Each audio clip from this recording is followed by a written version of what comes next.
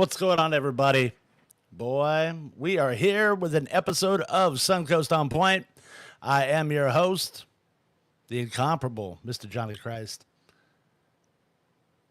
History has been made.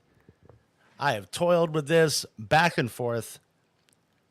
There's a lot that's gone on.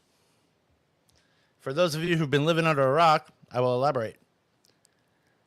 Former President Donald Trump was convicted on Thursday of falsifying records to cover up a sex scandal that threatened to derail his 2016 presidential campaign.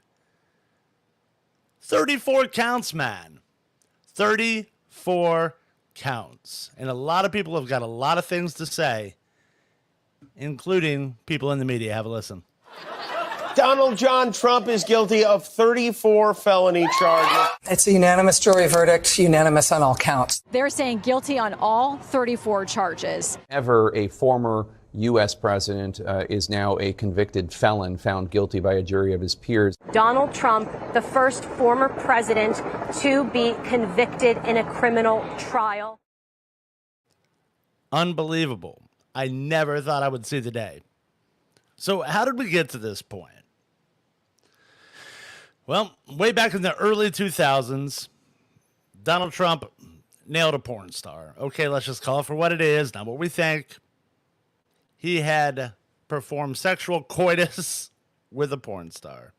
Then in 2016, there were business transactions that are being now labeled as federal election finance law violations. I mean, we'll certainly get into that because nonsense. And I'm doing my very best to try to stay on the even keel. I would like to believe deep down this was a fair, straight up, no funny business trial, but we know otherwise. And it starts with something very, very simple as we had the jury, and then there were special instructions given to the jury by the judge. And got it in clip 2. Tell us more about what exactly the judge instructed those jurors to do this morning. And the judge laid out several key issues. First off, he stressed to the jury that a defendant can be held liable for the criminal acts of other people if the defendant basically instructed or asked or helped them to do so and did so intentionally. Secondly, the judge then went through the 34 different charges which all accused Donald Trump of falsifying business records. And those are 34 different checks and invoices and ledger entries, all in relation to the payment made to silence adult film star Stormy Daniels. Third, he explained that for those 34 charges to become felonies, not just misdemeanors, they must have been done to commit or to conceal another crime. And in this case, it is alleged that he was committing a violation of New York state election law, which basically prohibits someone's promoting someone's election through unlawful means. Right. So let's just sum this up. All right, Alvin Bragg, that's the DA. He brought these charges. We're not going to get into what he said in the past because it's kind of irrelevant. I'm sure a lot of people will lean on that, sure, but I won't. Alvin Bragg brought basically a misdemeanor charge for falsifying business documents. It's also fair to mention that it had actually passed the statute of limitation. So, of course, in order for him to make this relevant, he would need to find a way to spin this into a felony. There's one problem. Where's the underlying felony at? Bam. So you've got him on the misdemeanor. There's no question about that. But then you have to be able to cite what the felony is.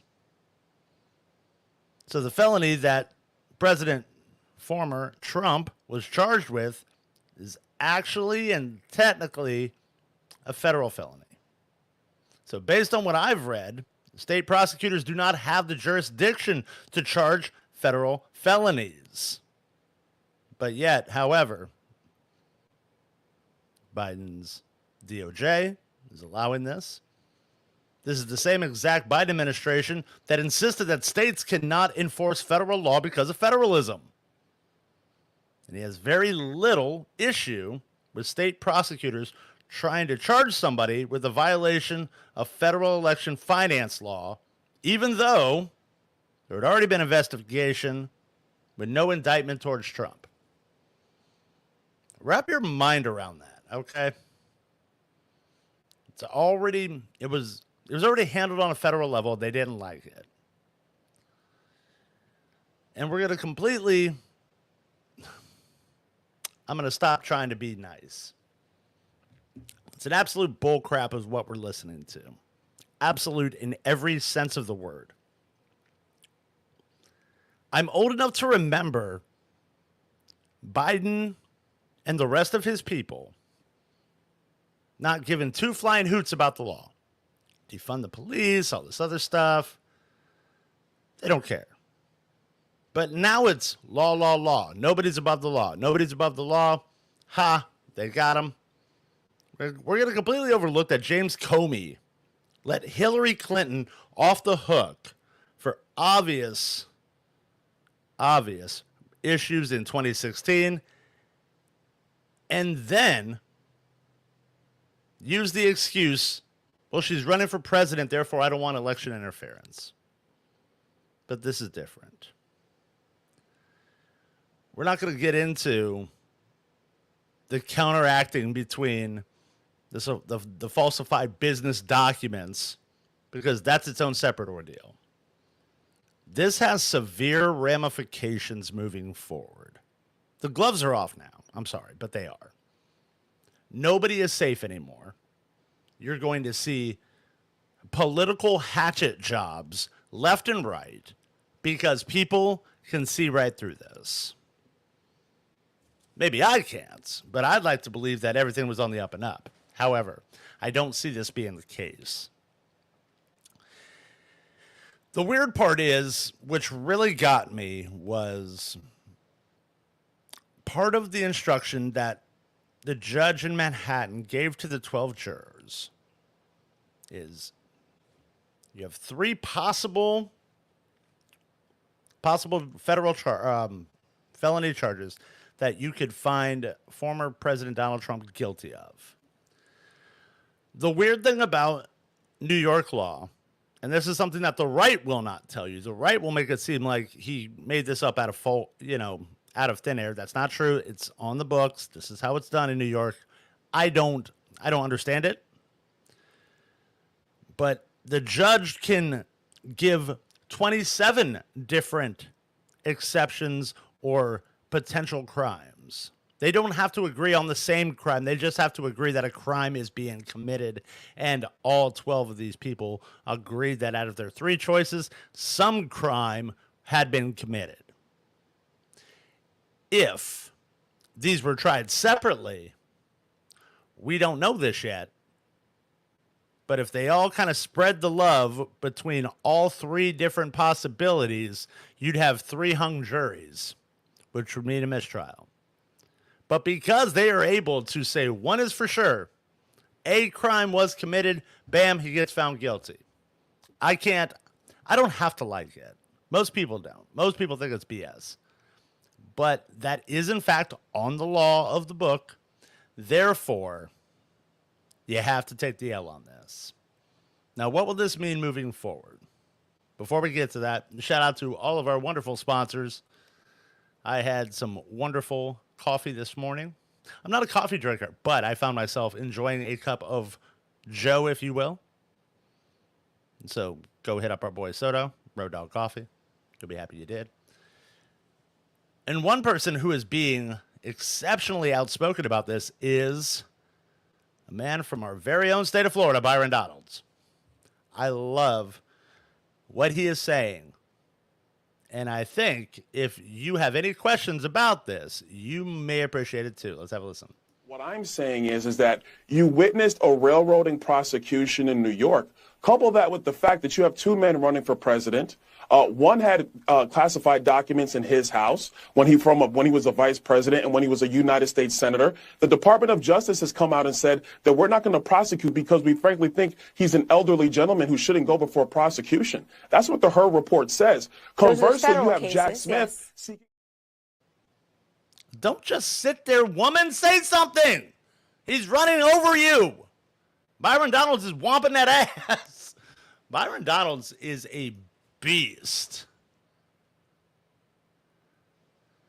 No. Byron Donalds doing the work that needs to be done. For those of you commenting about former President William Clinton, yes, he did. He did get impeached over that. But Byron Donalds brings up a very, very good point, and he continues with this part. Seeking those same charges, but you're talking about the justice system, so let's talk about it. You have Jack Smith, who with the same situation, actually not even the same situation, because Donald Trump is a former president allowed to have documents under the Presidential Records Act, and Jack Smith is trying to throw the book at Donald Trump. We've already seen a two-tier system of justice, and now you're watching it unfold with this guilty verdict in New York City. That's why I'm saying you have a lot of people in our country, a lot of them who are not just Republicans, who are looking at this verdict and they are saying this is a sham, this is politicization of the justice system, this is election interference against Donald Trump. And they view it that way because they see whether it's Joe Biden and Hillary Clinton, they are treated very, very differently than if it's Donald Trump. You and I both know they never brought a charge like this against anybody else in New York City. They bring it against Donald Trump. Why? Because they simply want to get him. And that is wrong. Well, damn. Byron Donalds, again, on point. No pun intended. He's right. He is 150% correct in this. It's never been done.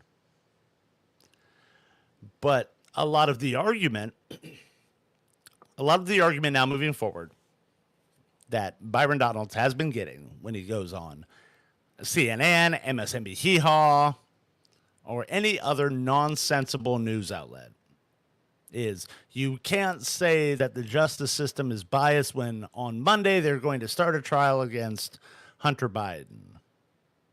Well, you may have a point if you weren't so full of crap. Hunter Biden got charged with something because they tried to slide through a sweetheart deal, and the judge in the case said, "I'm not signing this crap." Nice try. So they charged him with the lowest common denominator, and that's having a firearm. Him, just like everybody else, could slap on the wrist. But what about former President Donald Trump? What is the likelihood that he will go to jail, actually be incarcerated? A lot of media outlets are saying, no, yeah, I suppose it's possible, but it's probably not probable, and all of this other nonsense. I disagree full-heartedly because he can. The judge in this case has already started. We are in Act 2, and I believe that Donald Trump will be incarcerated because Chekhov's gun cannot stay on the mantle for the entire second act. I'm sorry, it just can't. And if you know what that means, then you know what that means. He can set history. Can you imagine what will happen on July 11th, 1 week before the RNC, and Donald Trump is behind bars? We could very well have the first presidential nomination, or not nomination, but have the election and the Republican, the leading candidate in this race, be behind bars.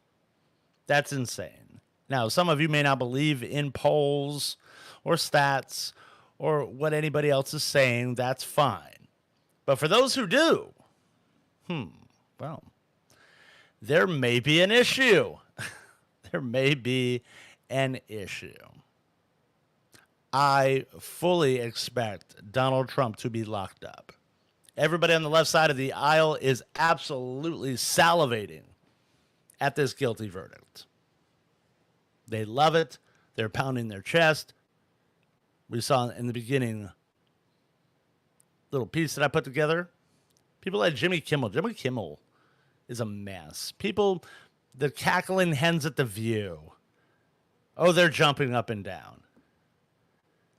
They are the people who make foul comments about presidential candidates.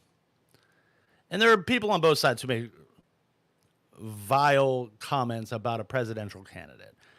But I have yet to see any person of real status, of real clout on the right side of the aisle, basically in a roundabout way suggest that the only way Biden will be tolerated is if he's 6 feet under. You've basically have heard that from a lot of the well-off, butt-pattered little charlatans on the left side of the aisle. The Jimmy Kimmels of the world, the Stephen Colberts of the world, the John Olivers of the world.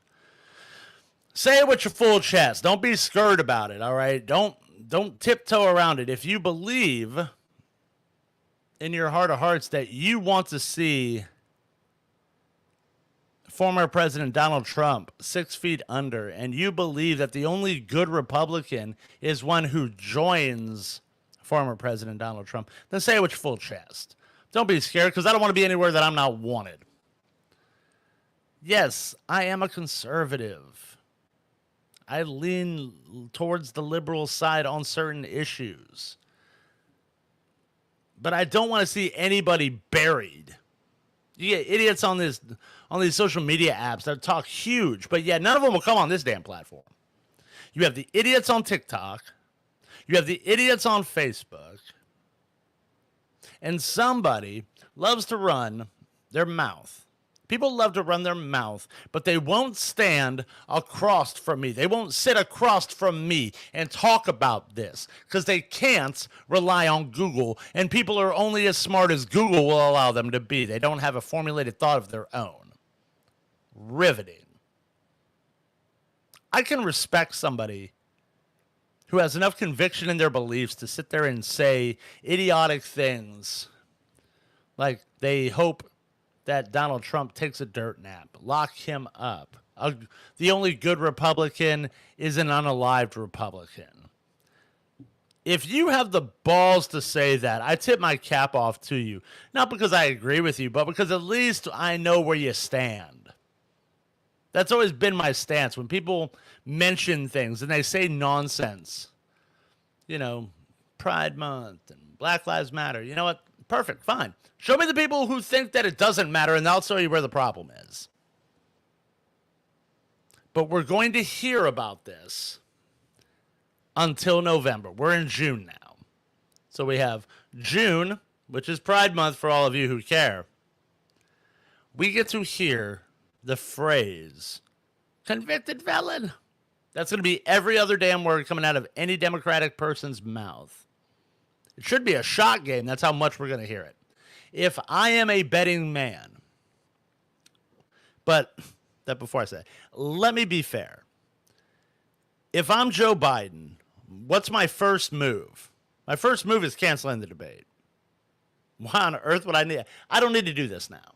I don't need to debate Donald Trump. Now the man's a convicted felon. That's the only argument I need.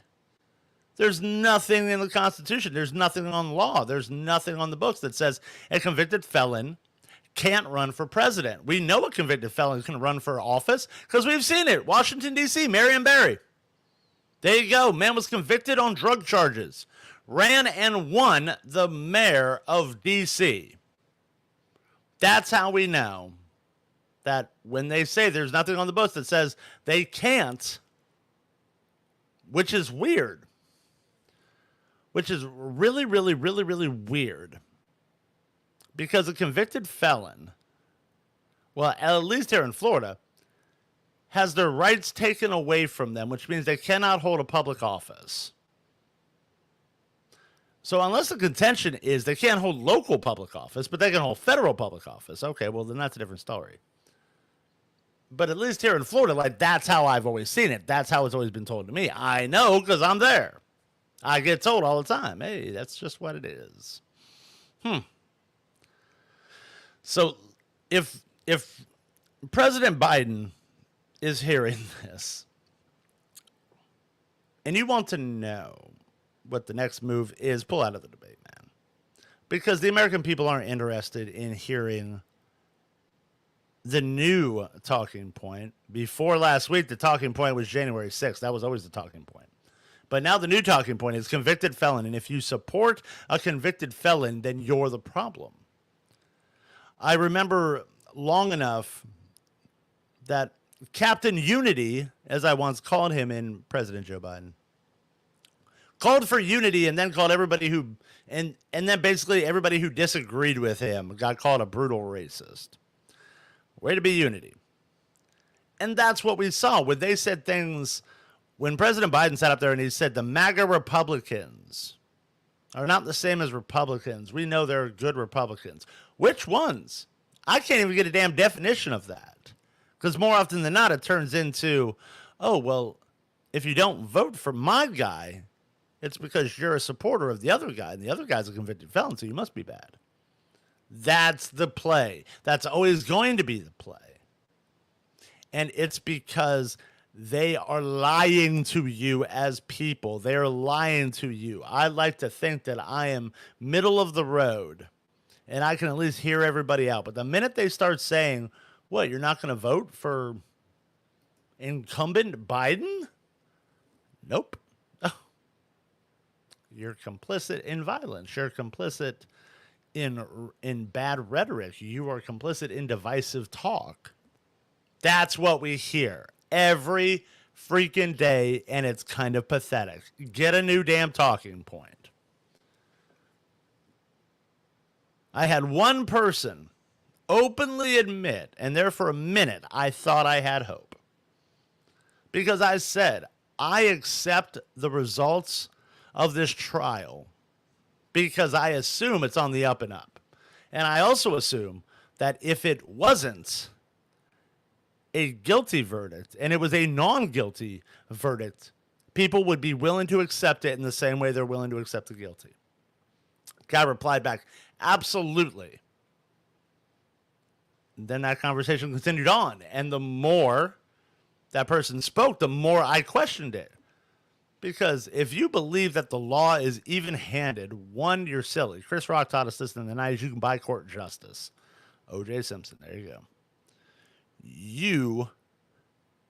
If people are in fear enough, and they truly believe that democracy and their way of life is being threatened, forgetting the fact that they pulled that crap in 2016, and then we got 4 years of Trump, and no, that didn't happen. Then a bigger issue is at hand. But shout out to Byron Donalds, representative here in Florida. I would love to meet that man. He's a good egg. I hope we figure this out because there aren't too many more options right now. But they keep upping the ante at the beginning of the year. Like, we're only 6 months into the year. My first video that I did, I think it got like 60 or 70,000 views on it. I said, you come out of the gate calling former President Trump Hitler. Like, that's the top of the freaking mountain like that. You can't go any higher than that. Like, what else are you going to call him? Well, now they're done calling him names, other than a convicted felon, of course. And now they're moving to action. Bam, they've convicted him. I believe he will do jail time. Again, because you can't leave the gun on the mantle during the second act. You've got to follow through with it.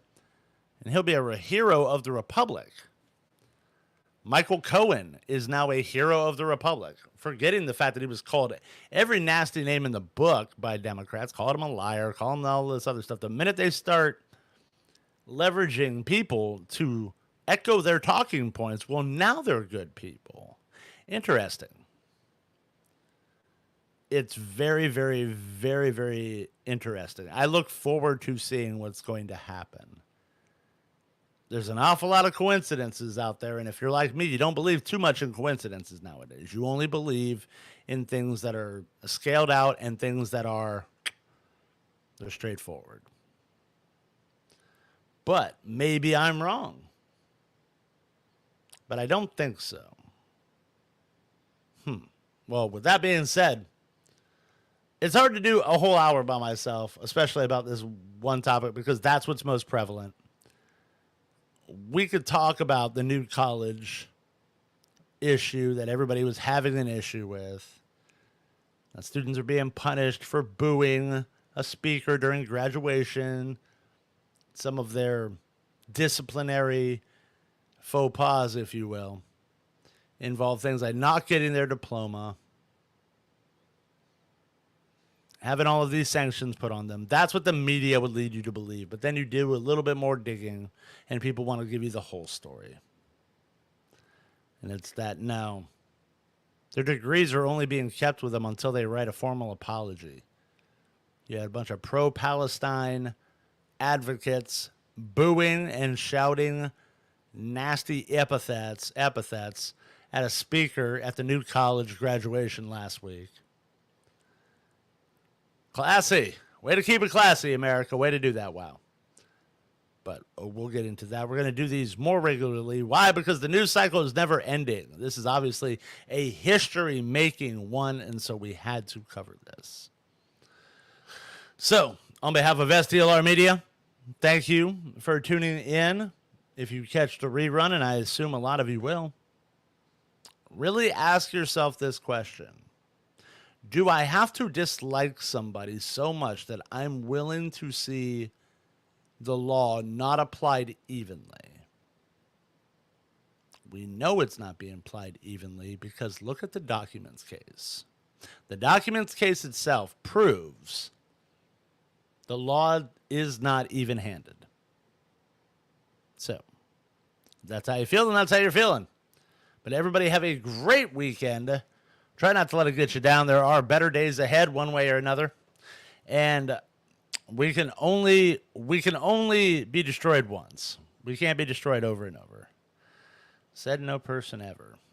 I am the incomparable Johnny Christ, the man who's right down the middle, because I'm willing to hold both sides accountable in a world where it's my guy versus your guy. Later.